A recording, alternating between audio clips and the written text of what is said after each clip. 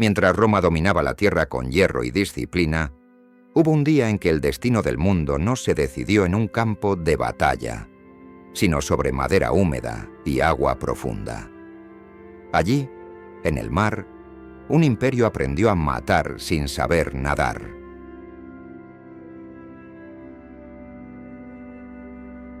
Antes de que los nombres se fijaran en tablillas, antes de que los cronistas decidieran quién había ganado y por qué, antes incluso de que el primer remo tocara el agua aquella mañana, el mar ya había elegido su papel. No como escenario, como juez. Durante siglos el Mediterráneo había tenido dueños invisibles, no imperios escritos en mapas, sino pueblos que entendían sus corrientes, sus vientos, sus silencios. Entre todos ellos, Cartago no solo navegaba el mar, pensaba como él. Flexible, rápida, impredecible, sus marinos crecían oliendo sal, aprendían a leer el color del agua como otros leían el cielo.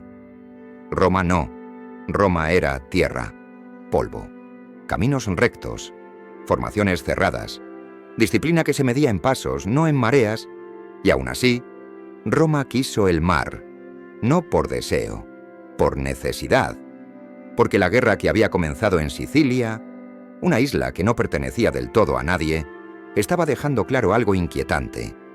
Dominar la tierra ya no era suficiente.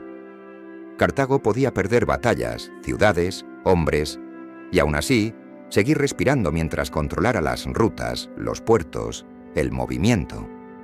La guerra no se decidiría solo con espadas, se decidiría con madera flotando. Roma lo entendió tarde, pero cuando lo entendió, no dudó. Construyó flotas como construía legiones, en masa, rápido, con terquedad, copiando lo que podía, improvisando lo que no comprendía. Los cascos eran pesados, torpes, las tripulaciones inexpertas. Muchos remeros no sabían nadar. No era una metáfora, era una sentencia latente. Y aún así, salieron al mar, frente a la costa de Mylae. El agua estaba tranquila de una forma que inquieta a los marinos de verdad. Demasiado lisa, demasiado obediente, como si algo se estuviera conteniendo. Las naves romanas avanzaban en formaciones rígidas, casi militares. Líneas pensadas para tierra firme, trasladadas a un medio que no perdona la rigidez. Cada remo golpeaba el agua al mismo tiempo. Cada orden viajaba en gritos cortos, secos, como si el mar pudiera entender latín. En el horizonte, las naves cartaginesas no formaban líneas. Formaban intención. Se movían como un cuerpo vivo que reconoce una presa torpe. Más ligeras, más rápidas, capaces de girar, fingir, desaparecer y volver a aparecer desde otro ángulo. No buscaban el choque frontal, buscaban el error. Y el error en el mar siempre es fatal. Los primeros minutos no fueron combate, fueron medición. Cartago probó la distancia. Roma mantuvo el rumbo. Las trirremes cartaginesas se acercaban, se abrían, volvían a cerrar filas. Parecían jugar, no por crueldad, sino por costumbre. Así se lucha en el mar, desgastando, confundiendo, rompiendo la forma del enemigo. Entonces ocurrió el primer impacto. No fue heroico, no fue limpio, no fue memorable para nadie que lo viera desde lejos. Una nave romana adelantada, apenas fuera de posición, recibió el golpe en el costado. Madera contra madera. El sonido fue seco, definitivo. El casco se abrió como se abre un cuerpo mal protegido. Hombres cayeron al agua sin gritar. Otros gritaron demasiado tarde. El mar aceptó a todos por igual. Ese fue el momento en que la batalla dejó de ser una posibilidad y se volvió irreversible. Roma avanzó, no porque fuera la mejor opción, sino porque Roma no retrocede bien. Y fue entonces cuando apareció aquello que no pertenecía al mar. El Corvus. Una pasarela pesada, absurda, antinatural, diseñada no para navegar, sino para negar la navegación. Cuando cayó por primera vez, No lo hizo con elegancia. Cayó como cae una condena. El hierro se clavó en la cubierta enemiga atravesando madera, sogas y cuerpos. El mar, de pronto, dejó de importar. 2 naves quedaron unidas como animales heridos, inmovilizadas, atadas. Y sobre esa unión forzada, Roma hizo lo único que sabía hacer bien: luchar cuerpo a cuerpo. Escudos cerrados, espadas cortas, empuje constante. Los cartagineses no estaban preparados para eso, no para esa cercanía, no para ese tipo de violencia. Su ventaja, la movilidad, se convirtió en una jaula. 1 a 1, más Corvi cayeron.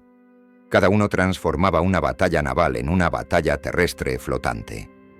Cada uno borraba siglos de tradición marinera con un gesto brutal y simple. El mar empezó a llenarse de restos, mástiles rotos, escudos flotando boca abajo, cuerpos que el agua aún no había reclamado del todo. Cartago intentó adaptarse, girar más lejos, evitar las proas romanas, atacar desde ángulos imposibles. Algunas naves lo lograron, rompieron timones, abrieron cascos, hundieron enemigos, pero el espacio se reducía. El propio campo de batalla se volvió un obstáculo. La experiencia cartaginesa necesitaba espacio. El caos romano lo destruía. Y así, sin una gran maniobra decisiva, sin un momento claro de gloria, la marea cambió. No porque Roma dominara el mar, sino porque lo había convertido en otra cosa. Cuando el sol ya estaba alto, la conclusión era innegable. Las naves cartaginesas que podían hacerlo se retiraron. No en desorden, sino con la lucidez amarga de quien entiende que ha perdido algo más que una batalla. Habían perdido la certeza. El agua quedó en silencio. No un silencio limpio. Un silencio lleno de sonidos pequeños. Chapoteos, madera crujiendo, respiraciones rotas. La victoria romana no fue celebrada. Fue soportada. Porque incluso entonces, mientras los restos flotaban y los supervivientes eran recogidos, algo quedaba claro para cualquiera que supiera escuchar. El mar no había sido conquistado. Solo había sido forzado a guardar memoria. Y esa memoria aún no había terminado de cobrarse su precio. La batalla no terminó cuando las naves cartaginesas se retiraron. Eso es algo que los mapas no muestran. Los mapas colocan flechas, fechas, resultados. Pero el mar no entiende de resultados. Entiende de tiempo. Y el tiempo después de Mylae se volvió espeso. Durante horas, quizá días, nadie lo anotó con precisión. La flota romana permaneció flotando entre restos. No por ceremonia, por necesidad. Había hombres en el agua, hombres aferrados a tablas, a remos rotos, a cuerpos que aún flotaban por inercia. Algunos gritaban, otros ya no tenían fuerzas ni para eso. El silencio posterior a una batalla naval no es silencio. Es un murmullo constante de cosas que no deberían moverse y se mueven. Madera chocando suavemente, agua entrando en cascos dañados, respiraciones que no logran acompasarse. Roma recogió a los suyos primero. No por crueldad declarada, sino por instinto, por orden, por miedo a perder más hombres intentando salvar a quienes, para ese momento, ya pertenecían al mar. Los cartagineses sabían nadar. Eso no siempre bastó. El peso de la armadura, el cansancio, la desorientación. El Mediterráneo no es un lago tranquilo cuando decide reclamar. Allí frente a la costa de Maffeuil, Mylae, quedó claro algo que solo se aprende demasiado tarde. En el mar, la línea entre sobrevivir y desaparecer es tan delgada como una ola mal calculada. La victoria romana comenzó a definirse en números. Naves capturadas. Naves hundidas. Pérdidas aceptables. Informes que viajarían a Roma y serían leídos en voz alta ante hombres que jamás habían sentido el balanceo de una cubierta bajo sus pies. Pero incluso entonces, Incluso mientras los escribas convertían el caos en frases ordenadas, algo estaba cambiando bajo la superficie. Cartago no había perdido solo barcos, había perdido una certeza ancestral. Durante generaciones, sus almirantes habían sabido que el mar era un aliado, que siempre ofrecía una salida, una maniobra, un repliegue elegante. En Maille, el mar había sido neutralizado, no dominado, neutralizado, convertido en un obstáculo más. El Corvus era una herejía naval, y como toda herejía eficaz, se propagó rápido. Roma no celebró con fiestas interminables. Roma celebró construyendo más naves, más pasarelas, más hombres subiendo a cubiertas, sin entender del todo dónde se estaban metiendo. La lección no fue «el mar es peligroso», fue «el método funciona». Ese fue el verdadero giro, porque Cartago aprendió una cosa, y Roma aprendió otra muy distinta. Cartago entendió que debía evitar el abordaje, que debía mantenerse a distancia, sacrificar la cercanía por la supervivencia. Roma, en cambio, entendió que no necesitaba aprender a navegar mejor. Solo necesitaba repetir la trampa. Y las trampas, cuando se repiten, empiezan a exigir pago. Las siguientes escaramuzas ya no fueron iguales. Los cartagineses maniobraban con mayor cautela. Atacaban desde lejos, golpeaban y se retiraban. Buscaban romper timones, no capturar naves. Querían devolver la guerra al movimiento. Pero el mar estaba cambiando. No físicamente, mentalmente. Cada encuentro añadía restos. Cada combate dejaba un cementerio flotante que reducía el espacio, que obligaba a maniobrar con cuidado, que castigaba la velocidad.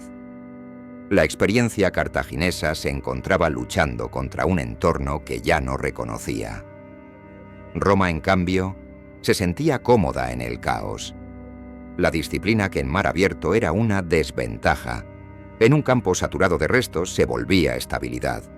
Avanzar, asegurar, abordar, repetir.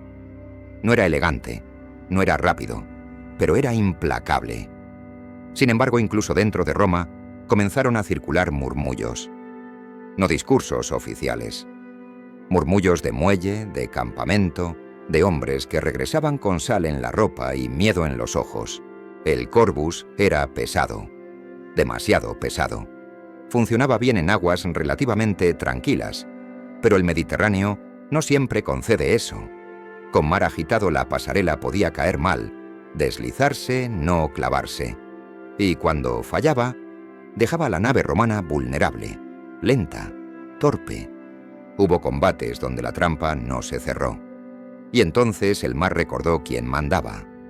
Naves romanas embestidas de costado, cascos abiertos, agua entrando con violencia, hombres cayendo sin saber hacia dónde era arriba, el pánico expandiéndose más rápido que cualquier orden. Esas derrotas no siempre se escribieron con detalle, no convenían, pero existieron y dejaron una huella silenciosa en la flota. Aún así, Roma persistió. Porque Roma no mide el éxito en vidas individuales, lo mide en resultados acumulados. Y el resultado acumulado era claro. Cartago retrocedía, no huía. Retrocedía con inteligencia, reorganizándose, repensando una guerra que ya no obedecía las reglas heredadas. La primera guerra púnica dejó de ser una serie de enfrentamientos aislados. Se volvió un desgaste, una presión constante, una disputa no solo por territorios, sino por el significado mismo del dominio. En tierra, Roma avanzaba como siempre. En el mar, avanzaba a golpes torpes, pero constantes. Y mientras tanto, el Mediterráneo se llenaba de historias que no llegarían a Roma. Historias de hombres que no regresaron, de naves que desaparecieron sin testigos, de combates pequeños, sin nombre, que sumados construyeron el peso real de la guerra. La victoria de Maille había abierto una puerta. Lo que nadie sabía aún era qué tan caro sería cruzarla. Porque cada innovación, arrastra consecuencias, y el mar nunca olvida a quien lo desafía 2 veces. Hay un momento en toda guerra en el que la pregunta deja de ser ¿cómo ganar? Y pasa a ser ¿cuánto estamos dispuestos a perder? Después de My Lai, ese momento llegó en silencio. No con una gran derrota, no con una proclamación solemne. Llegó en los intervalos, en los días sin combate, en las travesías largas donde el enemigo no aparecía, pero el mar sí. Porque el verdadero adversario de Roma no fue solo Cartago hoy, fue el desgaste. Roma siguió construyendo flotas. Cada victoria justificaba otra quilla, cada quilla exigía hombres, y esos hombres, en su mayoría, seguían sin pertenecer al mar. No lo entendían, no lo respetaban. Lo atravesaban como se atraviesa una llanura enemiga, esperando que la disciplina bastara. Pero el Mediterráneo no responde a órdenes. Las travesías se volvieron más largas, las flotas más grandes, y con ellas los errores se multiplicaron. No errores tácticos siempre, sino humanos, cansancio, confianza excesiva, rutina, esa sensación peligrosa de que lo imposible ya había sido vencido. Roma había aprendido a ganar en el mar, sin aprender a vivir en él. Las tormentas empezaron a reclamar su parte, no como castigo divino, aunque así se contaría después, sino como consecuencia inevitable. Naves pesadas, sobrecargadas, con estructuras añadidas que funcionaban en batalla, pero traicionaban en aguas agitadas. El Corvus, que había sido llave de la victoria, se convertía en lastre. Hubo flotas enteras que no encontraron enemigo alguno, y aún así no regresaron. El mar se cerró sobre ellas sin testigos, sin héroes, sin narración épica. Solo restos que, a veces, aparecían semanas después en playas lejanas, irreconocibles. Cada pérdida era registrada, cada registro era minimizado, porque Roma no se permite el lujo de dudar en público. Mientras tanto, Cartago me observaba, aprendía, ajustaba. Sus marinos entendieron que ya no podían luchar como antes, pero tampoco estaban dispuestos a imitar a Roma. No copiarían la trampa, buscarían el margen, el error romano, la fatiga. La guerra se volvió psicológica. Roma avanzaba con la certeza de que el método funcionaba. Cartago resistía con la certeza de que el método tenía grietas. Y en medio estaban los hombres, no los generales, no los senadores, los anónimos, hombres que pasaban semanas en cubierta, durmiendo mal, comiendo peor, con el cuerpo siempre húmedo y la mente siempre alerta. Hombres que empezaron a temer más a la noche que al combate. Porque en la noche el mar no da señales, solo se mueve. Muchos regresaban distintos, no heridos de forma visible, pero con una mirada que tardaba en fijarse, con silencios largos, con una relación rota con el suelo firme. El dominio naval no se mide solo en batallas ganadas, se mide en lo que le hace a quienes lo sostienen. Roma empezó a ganar el Mediterráneo y a perder algo que no sabía nombrar. Aún así, el avance continuó.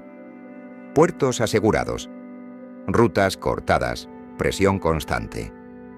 La primera guerra púnica se alargó hasta convertirse en una guerra de resistencia más que de genialidad. Cartago, acorralada, comenzó a ceder espacios, no por falta de valor, sino por agotamiento estratégico. El mar ya no era una autopista segura. Cada salida implicaba un riesgo nuevo. Cada encuentro podía terminar en un abordaje imposible de evitar. Roma no dominaba el mar con gracia, lo dominaba por saturación. Y el Mediterráneo, que durante siglos había sido un espacio de intercambio, comercio y cultura, se convirtió en una extensión del campo de batalla. Un lugar donde cada vela podía ser una amenaza, donde cada silueta en el horizonte obligaba a prepararse para morir.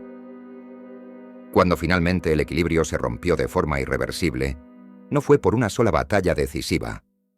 fue por acumulación, por cansancio, por la certeza cartaginesa de que el margen se había agotado. Roma emergió como potencia naval, pero no como lo había sido en tierra. En tierra, Roma dejaba caminos, ciudades, leyes. En el mar, dejó restos. Restos de madera. Restos humanos. Restos de una inocencia estratégica que jamás volvería. Porque desde ese momento, Roma ya no podría fingir que el mar era solo un obstáculo. Se había convertido en parte de su identidad bélica. Y eso traía una carga que ningún triunfo podía borrar. El dominio había sido obtenido. Ahora venía lo más difícil. Vivir con él. Las guerras no terminan cuando alguien se rinde. Terminan cuando el mundo aprende a vivir con el resultado. Y después de años de madera rota, cuerpos perdidos y rutas cerradas, el Mediterráneo empezó a cambiar su comportamiento. No porque amara a Roma, no porque la aceptara, sino porque Roma había aprendido a no retirarse. La primera guerra púnica. No concluyó con una escena clara, con un momento que pudiera señalarse y decir, aquí. Concluyó como concluyen las guerras largas, por agotamiento, por acumulación de decisiones imposibles, por una parte que ya no puede seguir pagando el precio. Cartago firmó la paz, sabiendo algo que nunca había sabido antes, que el mar ya no le pertenecía en exclusiva. No lo había perdido todo, pero había perdido la iniciativa. Roma emergió como potencia naval no porque se volviera refinada, sino porque se volvió constante. El Mediterráneo pasó a ser una extensión más de su lógica imperial. Controlar, asegurar, repetir. Puerto tras puerto, ruta tras ruta, sin poesía, sin admiración, con eficiencia, y ese fue el verdadero desenlace, porque a partir de entonces, cada guerra futura de Roma tendría una dimensión marítima. Cada campaña pensada para tierra incluiría barcos. Cada expansión estaría sostenida por flotas. El mar dejó de ser frontera y se convirtió en camino. Pero los caminos romanos se pavimentan con sacrificio. Las generaciones siguientes heredaron la victoria y también el silencio. Silencio sobre los naufragios que no tuvieron enemigo. Silencio sobre las flotas tragadas por tormentas. Silencio sobre los hombres que aprendieron a temer al agua más que a la espada. En los relatos oficiales, el corvus fue ingenio. En los balances fue innovación.